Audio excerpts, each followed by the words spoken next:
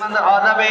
তাহলে ইমানদার হতে হলে পরিপূর্ণভাবে ইমান আনতে হবে, পরিপূর্ণভাবে মানতে হবে, এরাই হবে ইমানদার। এখন ইমানদার হলে এবার আল্লাহ বলছে ইউকাতিলুনা ফি সাবিলিল্লাহ, আল্লাহর জমিনে আল্লাহর দ্বীন কায়েম করা। সুবহানাল্লাহ কইতে মন চাইলো না, আরো জোরে বলেন সুবহানাল্লাহ। রাজি আছেন তো আপনারা? এই দ্বীন কায়েম করতে রাজি আছেন তো?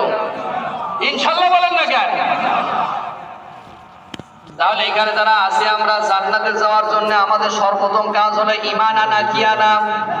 জোরে বলেন কি আনা? এখন হাসরের ময়দানে তো ভাগ হবে দুটো, একটা হলো জান্নাত আর একটা, জোরে বলেন কয়টা? কয়টা কয়টা? এই জোরে বলেন কয়টা? দুইটা। একটা হলো জান্নাত আর একটা জাহান্নাম। এখন জান্নাত কয়টা? 8টা, 7টা। হ্যাঁ, জান্নাতে একটা, জান্নাত 7টা। কয় কি? জান্নাতে একটা, কয়টা?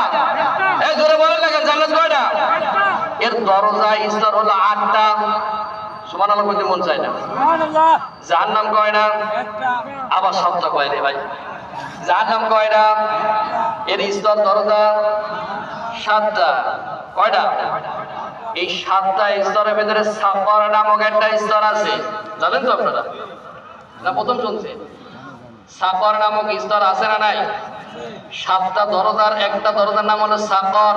মা সালাকাকুম ফি সাকর, এটা আমি আর পড়িছি না? এই আয়াতে এবার আসেন, এই সাকর নামক স্তরে কারা কারা যাবে, কোন কোন শ্রেণীর মানুষ যাবে, এখানে আমরা আছি কিনা সেই লোকগুলো আজকে আমরা একটু আলোচনা করে দেখি। থাকবো তো ইনশাআল্লাহ? এই পড়ে গেলে কিন্তু, বিপদে পড়ে গেলে কিন্তু আমার দোষ না ভাই। তাহলে যদি আপনি এই কথা